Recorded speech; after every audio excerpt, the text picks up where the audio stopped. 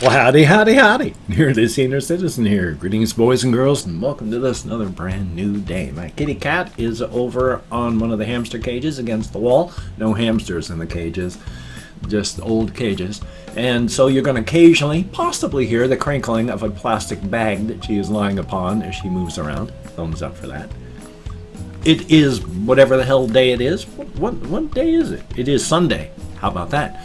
And, of course, here is the Shelton, Washington weather, plague, rat, and spider report. It's just, I think it's going to be sunny. It was sunny last night. It wasn't hot. It was warm-ish, but not bad. And so, thumbs up for that. It's going to be a day. Definitely a good thing. Plague, rat report, hokey smokes. The other day, we have a large athletic club in Shelton. And I say large, it's like one city block, a small town, large city block. And part of that is with other stuff. So it's large, but not gigantic. But when I went past there the other day, they advertised we're open from 5 a.m. to 9 p.m. and it was full. And people were exercising.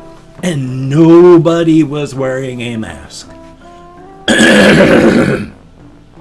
Even if you are just regular breathing with no exertion, you are blowing respiratory droplets up to 6 feet out in that, away from you in a jet coming out of your lungs. Nothing wrong with that. I mean, that's the way we're designed. So, not a problem there. But when you are possibly infected with something, blowing out respiratory drops is not a good idea. And especially when you're exercising, you are just really blowing outward like this and just casting off stuff everywhere. And nobody with masks, so... And it's burning fast here in Mason County, Washington, because, a month and a half ago we had 33 cases. Now we have over 200 and some odd. I think it was 250 the last time I looked. So it's not huge compared, but that's like 3-4 times as many as we used to have, and it's building. So, yay. And of course, spider report, I have that orange outside spider up there. I think the big difference between inside fat body, shorter leg spiders and the inside fat body, shorter leg spiders is the outside fat body, shorter leg spiders is they tend to have thicker legs. And she's got orange and white stripes all over her legs, just like her body. So likely that's for camouflage. So she's probably an outside spider. The other two that are over in the window, they have the fat bodies, but they have little, they have the longer legs, like the shorter legs, like the regular fat body types, not the great big huge spindly ones, but they're thinner, not like the outside leg spider. So, thumbs up, just mentioning. I also wrote down a couple other things here. One thing I've wanted to talk about just because it seems nearly apropos of a couple things. Like, there's a series of books by a writer called Terry Goodkind, and I'm going to talk about Terry Goodkind in a minute as well. They're the Wizards, I call them the Wizard's First Rule series, but that's only the first book. And that's just where they introduced the Wizard's First Rule. After that, they don't mention any of the rules in the titles, just various things. But the rules that the wizards use in these books are not so much wizarding rules as just sharp observations about human behavior. I'm going to read this one paragraph. It's just short, but it really sums up the entirety of the Wizard's First Rule. Because it really applies.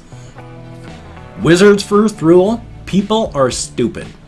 Given proper motivation, almost anyone will believe almost anything. Because people are stupid, they will believe a lie because they want to believe it's true, or because they're afraid it might be true.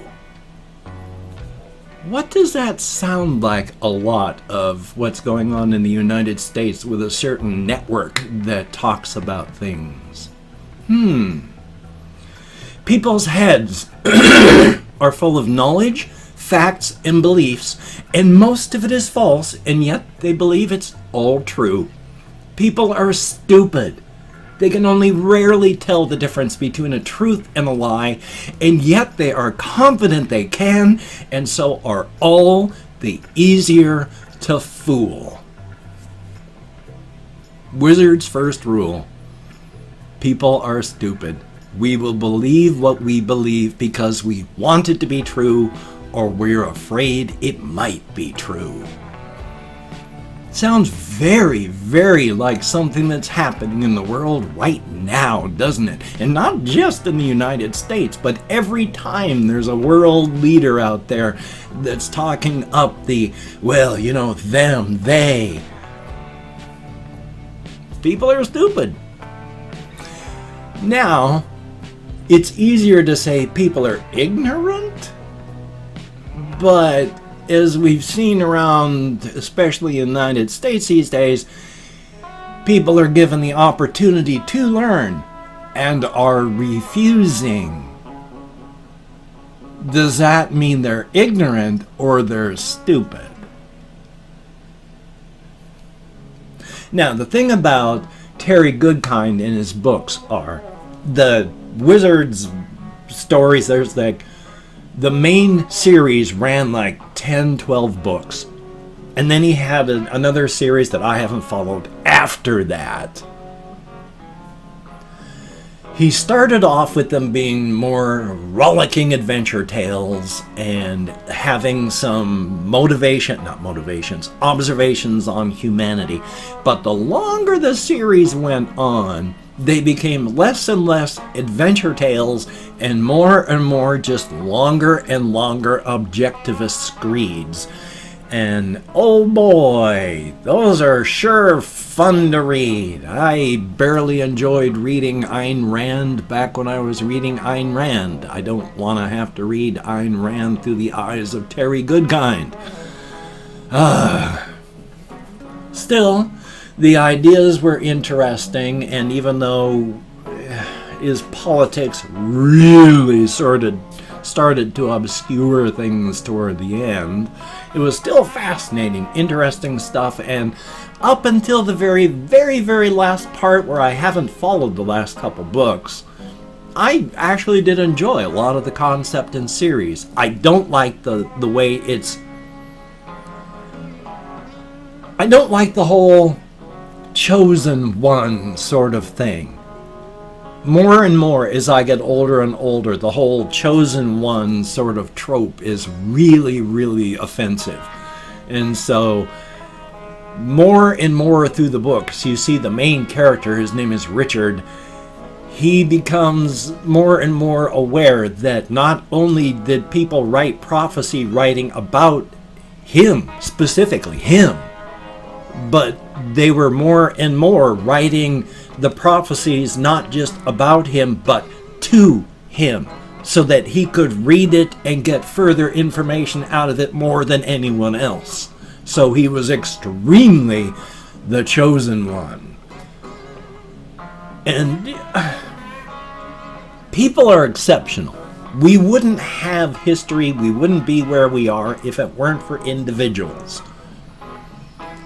But it's primarily been luck, not being a chosen one, that has brought smart people and their inventions to the forefront at the time. So the whole chosen one thing I just find more and more offensive as time goes by. Yes, individuals are important, and we wouldn't be where we were without the individuals. I mean, I am no one person who says everyone's the same and no one's exceptional and no one is brighter than anyone else, because that's ridiculous. We don't run like that. We're all brilliant in our own ways. So, thumbs up on that. Let's see what else I have over here. Oh, yes, this one was interesting. I watched, well, I mean, everything's interesting, but momentarily interesting, because a couple months back, I watched a BBC video thing on washing your hands, transmission of illness, and how well hand washing versus not hand washing. God, I sound like Washington State all over again. I try not to talk with any sort of accent, and wash is an accent word for this area, but still. Oh God, what am I talking about? Yes, raw chicken. They were showing the difference between not washing your hands, rinsing your hands, and washing your hands with soap and water.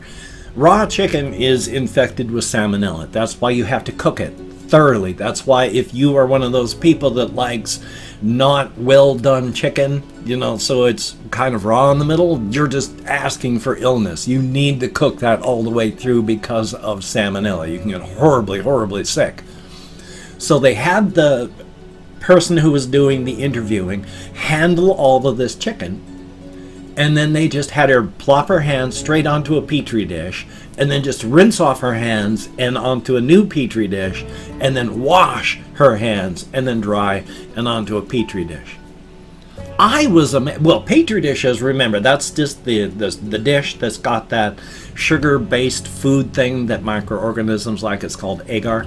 But you touch your hands onto the agar in the petri dish, and then you watch what grows when you put the lid on, so you don't get any other things growing in there.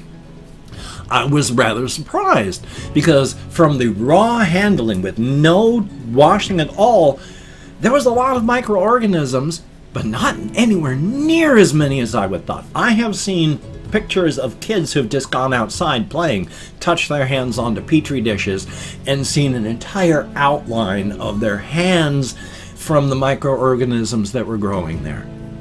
I have seen adults just without washing touch their hands on stuff and come up with amazing microorganism, microflora, microfauna growths on the petri dishes. This was only about a third of that. I mean, it was a lot. It covered up about a third of the dish, but I would have thought it would have been a hell of a lot more.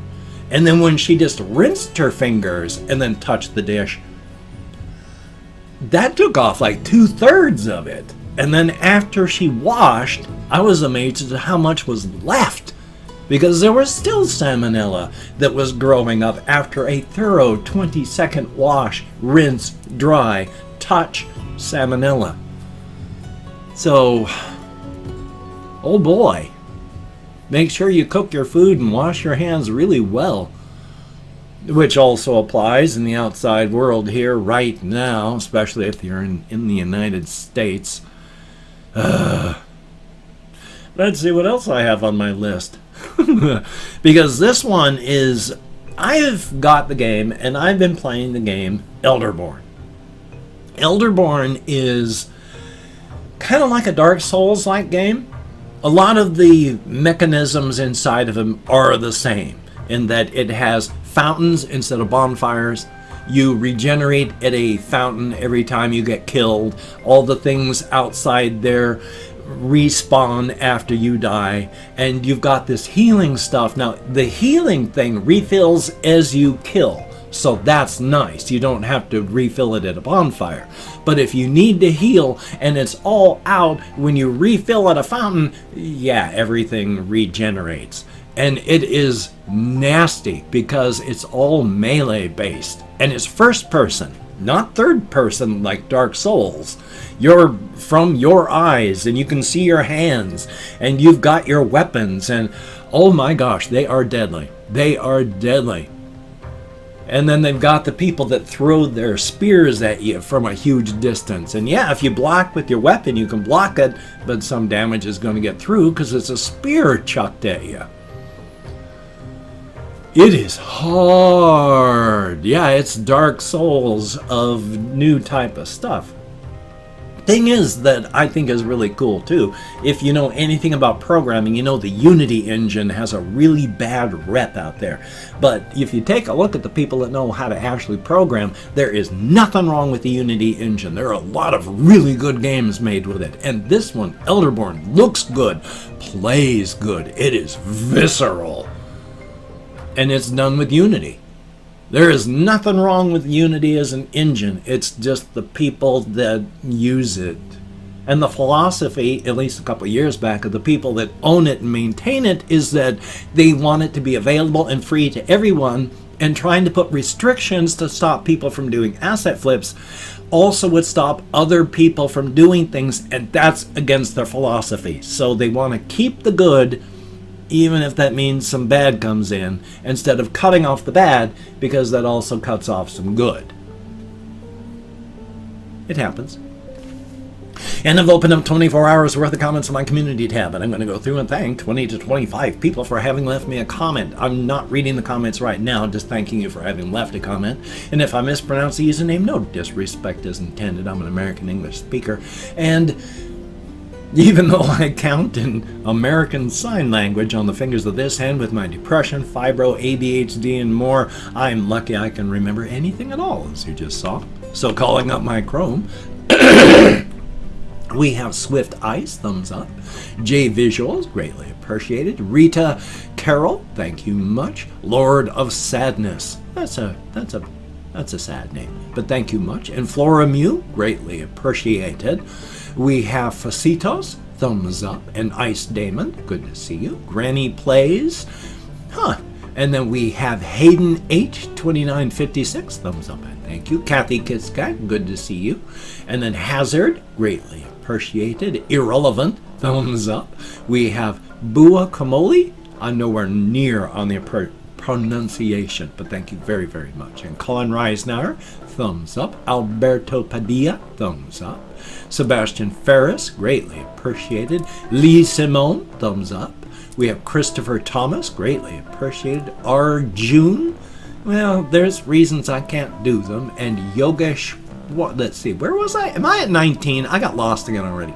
Yogeshwaran, thumbs up and thank you. Russian Timing, greatly appreciated. Good to see you in the comments as always. Nathan, thumbs up. We have, let's see, is there anyone else? Yep, Chase Witten, thumbs up and thank you. Fangirl001, greatly appreciated. 24 commenters, thumbs up and thank you all. You get me out of my head into the world and dealing with real people. Thumbs up and thank you so very, very much. If you could check out my various links down below in the Show More section. I have Twitter, Facebook, GoFundMe, Patreon.com. If you could donate to my GoFundMe campaign or become a Patreon.com patron like one of these beautiful and awesome people, that would be beautiful and awesome. If you wanted to help me out but you didn't want to send money to one of those two places, I have a PayPal link down below. And if you wanted to help me out without sending money, I have an Amazon wish list link as well, with things like hamster food, hamster bedding, cat food. If you could help me out, that would be very awesome. Now, do not feel obligated. I do not feel entitled. And if you cannot donate, or you simply do not donate, I do take all good wishes. I deposit them in the bank of my heart where I draw interest, so thank you very much. If you could toss me a like, I appreciate all the positive validation I get for my existence. And of course, if you could subscribe to the channel and hit that bell, that would be very cool, greatly appreciated. I would understand if you did not wish to, but if you are down with it, I will do my best to keep you entertained from now until the literal end of time. A definite thumbs up. I'm going to have to time it so that that's non-synchronized, but that's going to take work. My hands want to do them together.